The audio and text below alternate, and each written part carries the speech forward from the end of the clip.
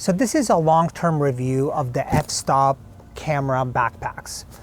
And the reason I wanted to do a long-term review is because I don't often see reviews of products that have been used for many years.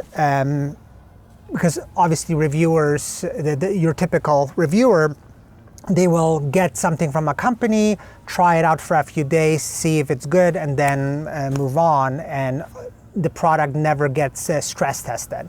Now, I don't want to generalize, but this is what I see a lot of. So I'm going to just talk about the backpacks, and obviously I have a few of them, and how they hold up over the years. Now, this backpack is the 50-liter Tilopa BC. I got it in 2011, and it's been with me in many places: forests, Antarctica, salt flats, and anything in between. It's gotten really wet at one point, and it held up, although I do have extra shells that I put around the backpack, and they get stored up here underneath. But these backpacks are, in general, very well designed, which is why I initially got into them. They work on these ICUs, they're called the internal camera units, and Fstop makes a variety of sizes for these. So they fit into the backpack through the top, but you can also sort of wiggle them in from the back. But the whole thing with these backpacks is that you can, the opening is against your back. So if you put the backpack down on wet ground and then you lift it back up, you don't have an issue where this is suddenly making your jacket or your shirt wet or dirty or whatever ends up on the other side of the backpack. It's also nice because you can have it around your waist and stand in water and take out lenses and filters, and you can avoid placing the backpack down altogether. So that's a nice feature. But some people say it's also good for theft, so somebody won't unzip the back when you're standing in a lineup somewhere. I don't know, maybe. In theory, that's the case, but I think in practice, if somebody wants to rob you, they'll do it with a knife or a gun.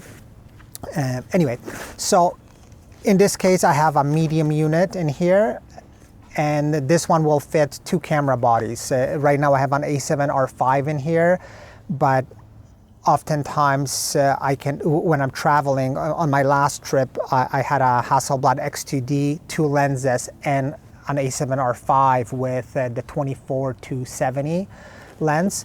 Now here I have a 70-200. There's also a small Profoto mono light in there, and a small octabox on the side.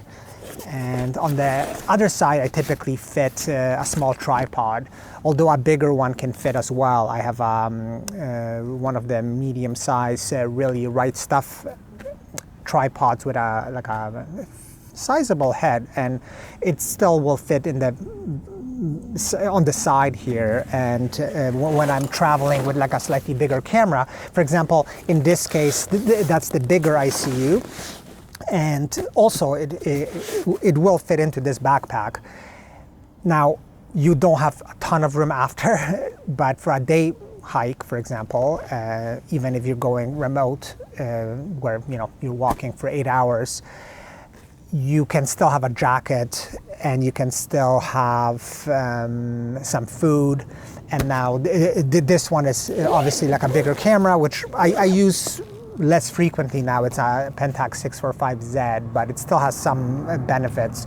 So this type of unit will fit here, and that's what I was doing when I was taking this backpack to the Khumbu region. So in the that's where the Everest base camp is. So when I was going there, I had this backpack outfitted with this ICU, and I had a solar panel attached on the other side, basics for the day, water, food, and a rain shell.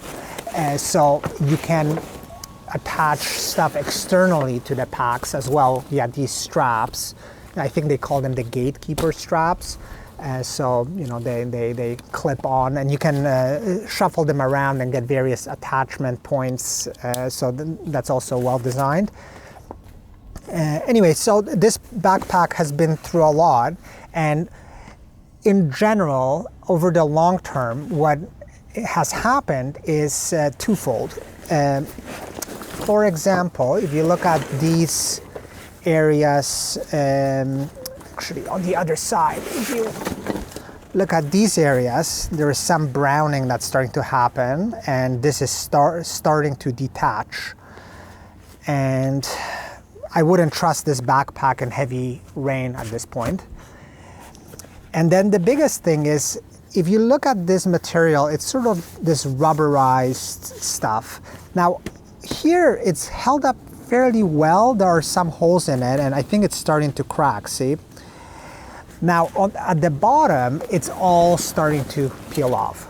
So that's the biggest issue with this backpack over the long term, that all this stuff has peeled off and it's no longer sort of holding on. And as you can see, like, it's, even if I go like this, that could just collect. So that's the unfortunate part in this case. Now, this backpack is designed, it's a smaller one, and I use this one in the city. So I oftentimes will pack this guy into my checked luggage, and you can stuff it with clothes and it's all good. But then the internal units from this guy, or even if you get the small ones, you can reconfigure stuff in the hotel room, put it in, and you can walk around a city for the day with some snacks and extra items and be comfortable without having this essentially large hiking backpack on. So that's a benefit. And now this one is a 70 liter. This one is the Shuka, I think, or Suka. And that's a 70 liter. And this one will fit this unit easily and with extra room. So what I have done with this backpack is I've had it in the Dientes where I did a multi-day hike. And with this unit, I can have a camera, obviously some lenses, but the rest of the backpack will give me enough room to have a tent, a thermarest, inflatable sleeping mattress. On the sides, you can attach a jet boil, so there are ways to mount extra stuff, like here. So you can sort of gear up this thing to give you a lot more room than it looks. And I'll flash on some pictures of how much stuff can fit into this one. And from the pictures that I'll put on are from a trip to Antarctica, and there was a ton of stuff I managed to fit into this backpack and a duffel with clothes and whatever. It was actually a combo trip where I was in Chile and Antarctica, so I needed stuff for two types of climates, because I was obviously going to a place that had a lot of cold and ice, but then I was in Patagonia, and then I was up in the Atacama region that has a lot of heat and sand. So I needed stuff for all these environments, and that was a bit of a crazy one for one trip. And I basically had to have the duffels and ways of reconfiguring the gear. But anyway, all this stuff worked very well.